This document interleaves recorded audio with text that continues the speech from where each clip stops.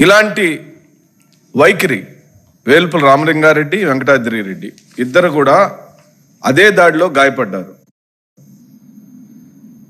గాయపడ్డారండి. స్వయంగా ఎమ్మెల్సీ గాయపడ్డాడు, దారుణాతి దారుణంగా అవమానపడ్డాడు.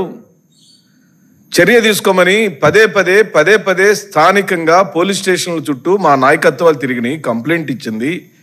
ఈ రోజు వరకు దాని మీద ఎలాంటి చర్య తీసుకోలేదు. ఒక్క తెలుగుదేశం పార్టీ వాళ్ళను కూడా అరెస్ట్ చేసిన దాఖలాలు లేవు.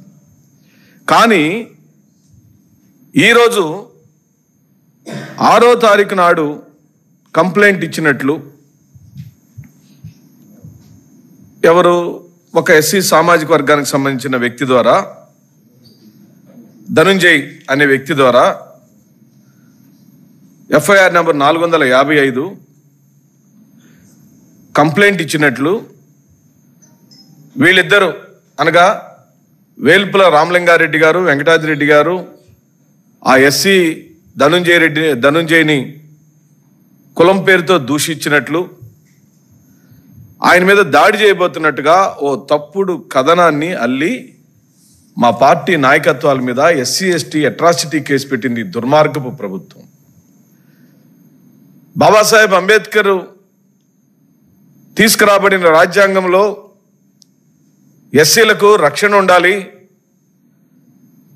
ఎస్సీలకు ఆత్మ గౌరవం ఉండాలి, వారు పూర్తిగా సంరక్షించబడాలి అనే అంశంతో తీసుకురాబడిన చట్టాలను ఈ రోజున చంద్రబాబు నాయుడు రాజకీయంగా వాడుకునే దిగజారులు రాజకీయ పరిస్థితిని ఈరోజు మనం చూస్తున్నాం. ఈ ప్రపంచంలో ఎక్కడైనా ఉందా? ప్రత్యక్షంగా వీడియోల సాక్షిగా గాయపడినటువంటి ఎమ్మెల్సీకి, ఆయనతో పాటు గాయపడిన వేల్పుల రామలింగారెడ్డికి, వెంకటాద్రి రెడ్డికి తలలు పగిలిపోయి గాయాలైతే, క్షతగాత్రులైతే అలాంటి వారి మీద కేసులు బనాయించడం అనేది ఎంత దుర్మార్గపు చర్య. అసలు ఈ ప్రపంచంలో కాదు, మనం భూమి మీద ఏ రాజకీయ నాయకుడు ఇంత దుర్మార్గం పనిచేయడు. మన హయాంలో మనం బ్రతికున్నప్పుడు మనందరం కూడా రాజకీయాల్లో మేము చూసాం. కానీ ఇంత దుర్మార్గపు నీచమైన నికృష్టమైన రాజకీయం, బాధితుల మీద ఎవరైనా ఎస్సీ ఎస్టీ అట్రాసిటీ కేసు పెడతారు ఈ ప్రపంచంలో? చంద్రబాబు నాయుడు మాత్రమే పెట్టగలుగుతాడు. ఏమిటి అసలు చంద్రబాబు నాయుడు కడప జిల్లాలో జగన్మోహన్ రెడ్డి గారి అసెంబ్లీ నియోజకవర్గమైన పులివెందులలో బై ఎన్నికలలో ఒక పులివెందుల జడ్పీటీసీ సెగ్మెంట్కు, ఒంటిమిట్ట జడ్పీటీసీ సెగ్మెంట్ మీద ఏమిటి ఈయన ఏం చేయాలనుకుంటున్నాడు, ఏం కావాలి ఈయనకి అని అంటే, ఈయన జగన్మోహన్ రెడ్డి గారి మీద ఆధిపత్య రాజకీయాలను ఈ ప్రపంచానికి చూపించాలనుకుంటున్నాడు. నిన్ను పులివెందుల జడ్పీటీసీని కూడా మేము ఓడిస్తాం అని అంటున్నాడు. రైట్, మంచిది, మాకేం అభ్యంతరంలా. ప్రజాస్వామ్యంలో నిజంగానే ఆ పులివెందుల సెగ్మెంట్లలో, ఆ పులివెందుల జడ్పీటీసీ సెగ్మెంట్లలో వైఎస్ జగన్మోహన్ రెడ్డి గారి నాయకత్వానికి, ఎంపీ అభ్యర్థి అయిన అవినాష్ రెడ్డి గారి నాయకత్వం బలహీనపడితే, మీరు నిజాయితీగా నిష్పక్షపాతంగా ఎన్నికలు జరిపి గెలిస్తే మనం హర్షించవచ్చు. ఇప్పుడు ఎన్నికలు ఎవరు చేస్తున్నారండి? ఎన్నికలు జరుగుతుంది వైఎస్ఆర్ కాంగ్రెస్ పార్టీకి, తెలుగుదేశానికి, జనసేనకి, బీజేపీకి కాదు మిత్రులారా. ఎన్నికలు పూర్తిగా వైఎస్ఆర్సీపీకి, పోలీస్ యంత్రాంగానికి జరుగుతుంది. ఎన్నికలు వైఎస్ఆర్సీపీకి ఎన్నికల సంఘంతో జరుగుతుంది. ఎన్నికల సంఘం దగ్గరికి వెళ్ళి సిట్టింగ్ ఎమ్మెల్సీకి గాయాలైనాయా, చెయ్యి ఊడిపోయేటట్టుగా కొట్టారయ్యా, కారును పగలగొట్టారయ్యా, పోలీసులు దగ్గరుండి మరీ దాడి జరిపించారయ్యా, పెట్రోల్ పోసి తగలబెట్టబోయారయ్యా అంటే ఈ ముద్దు నిద్రపోతున్న ఎన్నికల సంఘం ఒక్క చర్య తీసుకుందా అని అడుగుతున్నాం. అరే ఏమి సోద్యం ఇది? ఈ వెటకార రాజకీయం ఏమిటి? ఓహో, మనం అధికారంలో ఉండినప్పుడు అంటే మాకు తెలియని, జగన్మోహన్ రెడ్డి గారు నేర్పించని, జగన్మోహన్ రెడ్డి గారు చెయ్యని, జగన్మోహన్ రెడ్డి గారికి తెలియని కొత్త రకమైన రాజకీయం ఈ రోజున ఒకటి మాకు నేర్పిస్తున్నారు. చాలా చక్కగా నేర్పిస్తున్నారు. ఏమి నేర్పిస్తున్నారండి? ఒక చిన్న జడ్పీటీసీ సెగ్మెంట్ను కూడా ముఖ్యమంత్రి కాన్సన్ట్రేట్ చేయొచ్చు. ఒక ముఖ్యమంత్రి స్థాయిలో కూర్చున్న వ్యక్తి, 40-45 సంవత్సరాల అనుభవం ఉందని చెప్పుకునే వ్యక్తి తన ప్రత్యర్థిని మీద ఆధిపత్య రాజకీయాలు చేయగలను అని చూపించడానికి చిట్ట చివరి సిటారు రాజకీయంలో జడ్పీటీసీ స్థానానికి కూడా వెళ్ళి ముఖ్యమంత్రి తన అధికార బలాన్ని ఉపయోగించవచ్చు అనే ఒక కొత్త రకమైన రాజకీయం ఒరవడండి. ఈ ప్రపంచంలో కొత్త రకమైన రాజకీయం వచ్చేసింది. ఆంధ్రప్రదేశ్ నుంచే మొదలైంది, చంద్రబాబు నాయుడు హయాంలో మొదలైంది. రాజకీయ అధికారాన్ని ఈ విధంగా ఎదుటి పార్టీ వాళ్ళను తలలు పగలగొట్టచ్చు. సిట్టింగ్ ఎమ్మెల్సీలైనా, ఎమ్మెల్యేలైనా, మంత్రులైనా, మాజీ మంత్రులైనా ఎవరైనా సరే ఎన్నికల సంఘాన్ని కలవటానికి వీల్లేదు, పోలీసులతో నెట్టించవచ్చు. ఇప్పుడు డీజీపీ ఆఫీస్కి వెళ్తే ఓ మాజీ మంత్రి ఉన్నాడు, సిట్టింగ్ ఎమ్మెల్సీలు 2 ఉన్నారు, ఈ నగర మేయర్ ఉంది, మాజీ ఎమ్మెల్యేలు 2 ఉన్నామండి. 7గురిని మమ్మల్ని పోలీసులు పెట్టి ఆపేస్తారా? డీజీపీ అనేవాడు తెలుగుదేశం పార్టీ డీజీపీనా, ఈ రాష్ట్రానికి డీజీపీ అని అడుగుతున్నాం. ఆ డీజీపీని మేము కలవటానికి వీల్లేదా? అంటే డీజీపీ దగ్గరకు, అంటే అక్కడికి వచ్చిన ప్రజాప్రతినిధులు మేము ఎస్సీబీసీలు ఎక్కువ మంది ఉన్నామని మమ్మల్ని కలవటానికి నీకు వ్యతిరేకత వచ్చిందా? వచ్చిన మేరు నాగార్జున ఎస్సీ సామాజిక వర్గం వాడు కాబట్టి నువ్వు ఇంటర్వ్యూ ఇవ్వవా? ఎక్కడంటే తీసుకునేది మా అర్జీని తీసుకోవడానికి కనీసం ఒక పోలీసు అధికారి నీ ఆఫీసులో డీజీపీ ఆఫీసులో పిఎల్ లేరండి? ఎవరైనా ప్రజాప్రతినిధులు వస్తే నీ అర్జీని తీసుకోవడానికి నువ్వు అవుట్ వార్డులో ఇచ్చిపోమంటారా? అంటే మాజీ మంత్రులకు, చట్టసభల్లో ప్రాతినిధ్యం వహించే ఎమ్మెల్సీలకు, మాజీ ఎమ్మెల్యేలకు ఈ రాష్ట్రంలో గౌరవం లేదా? అంటే మమ్మల్ని మేము ఎమ్మెల్యేలుగా ఎదిగిన మమ్మల్ని ఇంకా కులం పేరుతోనే చూస్తారా? మీ మీద పెట్టాలి ఇప్పుడు ఎస్సీ ఎస్టీ అట్రాసిటీ కేసు. స్వయంగా ఈ పోలీసు అధికారులు ఎవరెవరైతే మమ్మల్ని గేట్ల దగ్గర ఆపారో, మమ్మల్ని రావద్దన్నారో, స్ట్రైట్గా వెళ్ళే గేట్లో నుంచి కాదు పక్క నుంచి మమ్మల్ని పంపించారో, అక్కడ వివక్ష జరిగిందంటుంది వైఎస్ఆర్ కాంగ్రెస్ పార్టీ. పులివెందులా కాదు వివక్ష జరిగింది, అది తప్పుడు కేసని, అది అబద్ధం కేసని ఆ ధనుంజయ అనే అమాయకుడైన ఒక ఎస్సీ పిల్లగాడిని నువ్వు వాడుకున్నావు. నేను ఇప్పుడు ప్రత్యక్షంగా అంటరానితనాన్ని చూసా ఈ రాష్ట్రంలో. నాకు నా డీజీపీని కనుక స్వేచ్ఛ లేదు. ఎందుకంటే నేను ఎస్సీ సామాజిక వర్గానికి సంబంధించిన మాజీ ఎమ్మెల్యేని, మేరు నాగార్జున మాజీ మంత్రి, కైలా అనిల్ మాజీ ఎమ్మెల్యే, మాతో వచ్చిన ఒక బీసీ మేయరు. ఏమండి మేము డీజీపీని కలవటానికి వీల్లేదా? కనీసం ఒక్క అధికారి కూడా రాడా? మేము ఏం చెబుతున్నాము వినరా? నిన్న ఎన్నికల సంఘం దగ్గరికి వెళ్తే ఎన్నికల సంఘం దగ్గర పోలీసులు అడ్డుకున్నారు.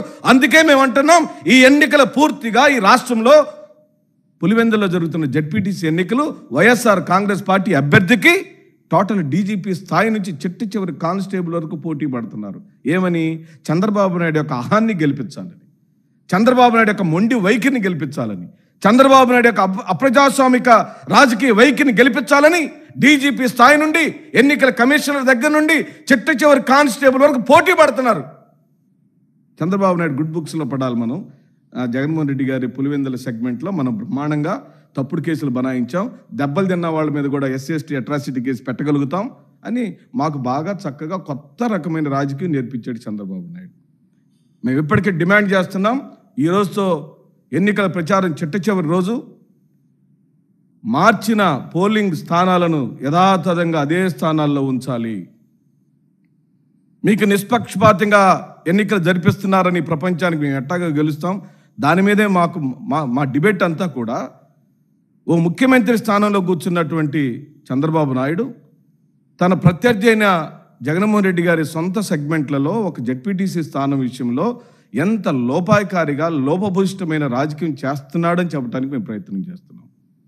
మేమేదో ఓడిపోతామని భయంతోనో, లేకపోతే మాకేదో అక్కడ మా సెగ్మెంట్లో మాకేదో లోపం ఉందనే కాదు, మా బాధ అంతా కూడా వ్యవస్థలను ఆయన మేనేజ్ చేస్తాడని తెలుసు, వ్యవస్థలు వాడుకుంటాడని తెలుసు. కానీ ఇంత దిగజారుడుగా, ఇంత లోపభూయిష్టంగా ఇలాంటి పిచ్చి రాజకీయం ఎక్కడైనా జరుగుతుందా?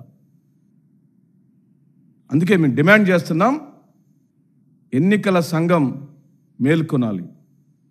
ఇది మీ శల్య పరీక్ష. అంటే మీ వ్యక్తిత్వాలకు, మీ పరిపాలన విధానాలకు, మీ టోటల్ టెన్యూర్లో ఇది ఒక మాయన మచ్చగా ఈ టెన్యూర్ ఉంటుందని జ్ఞాపకం చేస్తున్నాం ఎన్నికల సంఘానికి. మీరు ఎక్కడికైతే సుదీర్ఘ ప్రాంతాలకు ఓటర్లను వెళ్లే విధంగా పోలింగ్ బూత్లను మార్చారో ఆ పోలింగ్ బూత్లను యథాస్థానంలో ఉంచాలి. Number 1 demand. రెండో డిమాండ్, మా ఎమ్మెల్సీ మీద మా రామలింగారెడ్డి మీద పెట్టిన SC/ST అట్రాసిటీ కేసును వెంటనే ఉపసంహరించుకోవాలి. అది తప్పుడు కేసు. దెబ్బలు తిన్న వాళ్ళని, క్షతగాతులను ఆదుకోవాల్సిన ఈ ప్రభుత్వం రక్షక భటులా మీరు? భక్షక భటులు, అరాచక భటులు మీరు. ఏమిటండి? ఏమి సోద్యం ఇది? అధికార పార్టీకి వంత పాడటంలో ఇంత పరాకాస్తున్నా, ఇంత విచిత్ర వైఖరా? ఆ పోలీస్ కేసులు వెంటనే ఉపసంహరించుకోమని వైఎస్ఆర్సీపీ డిమాండ్ చేస్తుంది. అలాగనే సీసీటీవీలను వెంటనే అమర్చాలి. ప్రతి పోలింగ్ బూత్లే కాదు, వీధుల్లో కూడా అమర్చాలి. వెబ్ కాస్టింగ్ జరగాలి. నిరంతరం ఎన్నికల సంఘం దాన్ని మానిటర్ చేయాలి. దాని మీద ఇప్పటికీ మాకు ఎన్నికల సంఘం మీద నమ్మకం సన్నగిల్లలేదు. కానీ మీరు రేపు తీసుకోబోయే చర్య ఈ ప్రపంచం చూస్తుందని, ఈ సభ్య సమాజం చూస్తుందని, అప్రజాస్వామికమైన వాదులకు కొమ్ము కాయొద్దని, అప్రజాస్వామ్యానికి పరాకాష్ఠగా మీరు చేసే ఈ చర్య రేపు రాబోయే రోజులలో మేము అధికారంలోకి వచ్చిన తర్వాత ఓ ముఖ్యమంత్రి స్థానంలో కూర్చున్న వ్యక్తి అనుకుంటే ఇలా చేయొచ్చని మీరు నేర్పిస్తున్నారే, రేపు మీరు ఎక్కడెక్కడ గెలుస్తారు? జడ్పీటీసీలు మీరు గెలుస్తారా? అసలు మీరు ఎన్నికల్లో పోటీలో నిలబడతారా? ఇచ్చిన అఫిడవిట్లలో మాయం అంటే, అలాగనే 100లకు పైగా పెడుతున్న బైండవర్ కేసులు వెంటనే ఆపివేయాలి. ప్రధానమైన నాయకులను భయభ్రాంతులు చేయటం, ఎన్నికల ప్రక్రియలో వాళ్ళు పాల్గొనకుండా ఉండటం కోసం పోలీసులు పెట్టి భయభ్రాంతులు చేస్తున్న విధానం తక్షణమే పోలీస్ వ్యవస్థ ఆపివేయాలి. ఈ రెడ్ బుక్ రాజ్యాంగాన్ని అమలుపరచడంలో మీరు పూర్తిగా సక్సెస్ అవుతున్నారు. అది మీ ఫెయిల్యూర్ అవుతుంది భవిష్యత్తులో. మీ టెన్యూర్లలో, మీ టోటల్ సర్వీస్లో ఈరోజు జరుగుతున్న ఎన్నికల సందర్భంలో మీరు అవలంబిస్తున్న వైఖరి ఇది ఒక మాయని మచ్చగా మీ బిడ్డల తరం ఈ పాపం చుట్టుకుంటుందని కూడా నేను చెప్తూ, ఎన్నికలు నిష్పక్షపాతంగా జరపాలి. తప్పుడు కేసులను వెంటనే ఉపసంహరించాలి. 100లకు పైగా పెట్టిన బైండోవర్ కేసులను తీసివేయాలి. సజావుగా ఎన్నికలను నిర్వహించాలి. ఒక్కరికి కూడా, ఏ పార్టీ వాళ్ళైనా సరే, మా పార్టీ అయినా అవతల పార్టీ అయినా, ఒక్క సంఘటన కూడా, దురదృష్టకరమైన సంఘటనలు ఏమీ జరగటానికి వీల్లేదు. దానికి పూర్తిగా పోలీస్ వ్యవస్థ తెలుగుదేశం పార్టీ వ్యవస్థలాగా కాకుండా ఆంధ్రప్రదేశ్ పోలీస్ వ్యవస్థ రాజ్యాంగపరమైన హక్కులతో, మీరు మాకు కూడా పోలీసులేనని, మాకు కూడా డీజీపీ అని, మాకు కూడా ఎస్పీలేనని, మాకు డిఎస్పీలేననే విషయాన్ని మీకు ఈ సందర్భంగా గుర్తు చేస్తూ సెలవు తీసుకుంటున్నాం.